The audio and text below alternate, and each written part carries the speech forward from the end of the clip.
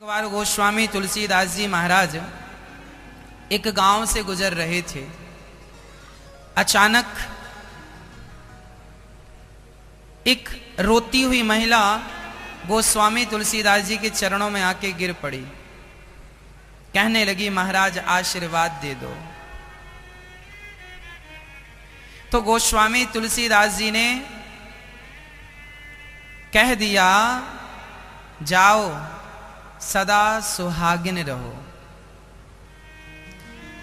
एक स्त्री को सबसे इससे बड़ा वरदान और क्या होगा। उसको ये कहा जाए सदा सौभाग्यवती रहो, सदा सुहागिन रहो, सदा सुहागन रहो। इससे बड़ा और वरदान क्या चाहिए एक पतिव्रता नारी को।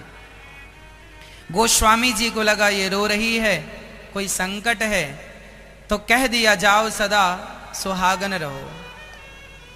जब गोस्वामी जी ने यह आशीर्वाद दे दिया, अब उस महिला ने रोते हुए कहा, महाराज मैं तो आपके चरणों में इसलिए आई हूं कि मेरे पति मर चुके हैं।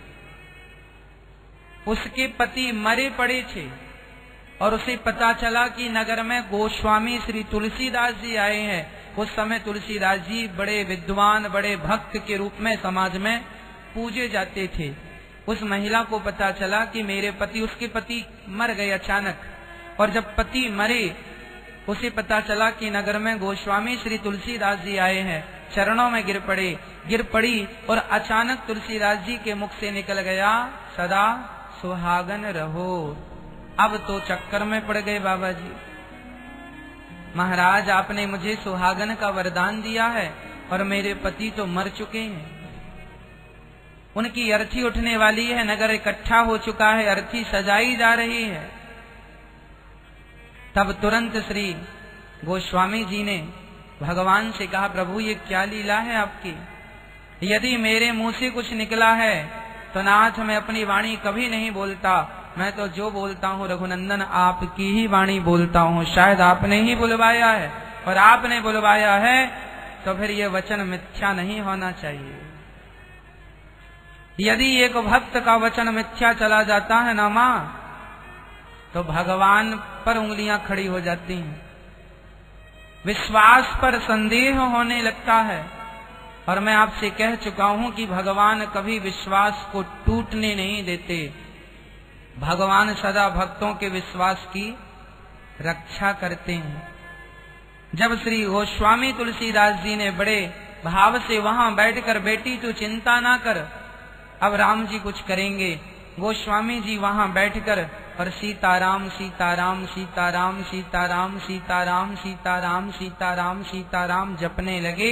और ऐसी श्रद्धा, ऐसी भावना से जपे, और भगवान उनके जपन से, भगवान उनकी भक्ति से ऐसे प्रसन्न हुए कि हमारे भक्त का वचन मिथ्या ना हो। उसका मरा हुआ पति उठकर बैठ गया। सबके देखते देखते यह बात हवा की तरह सारे संसार में फैल गई कि तुलसीदास जी बड़े चमत्कारी संत हैं। उस समय अकबर का शासन था। जब यह बात अकबर को पता लगी कि हिंदू धर्म के कुछ संतों ने इतना बड़ा चमत्कार किया कि मुर्दे को जिंदा कर दिया, तो अकबर ने तुलसीदास जी को अपने यहां आमंत्रित किया, आओ और हमें भी कुछ चमत्कार दिखाओ। तुलसीदास जी मना करते हैं, अकबर हम ना तुम्हारे घर आएंगे, ना तुम्हारे दरबार आएंगे, और ना तुम्हें चमत्कार दिखाएंगे। हम कोई चमत्कार दिखाने वाले बाबा नहीं हैं। हम तो सिंपल अपने राम का नाम जपते हैं। चमत्कार तो हमारे राम नाम में है, चमत्कार तो हमारे भगवान करते हैं, और वह श्रेय अपने भक्तों को देते रहते हैं। भगवान सबसे बड़े चमत्कारी हैं। हम तो केवल उनका नाम लेना जानते हैं, और हम तुम्हारे दरबार नहीं आएंगे, हमें कुछ लेना देना थोड़ी है तुमसे। अकबर को बड़ा बुरा लगा कि हिंदू संत ने हमारा अपमान कर दिया।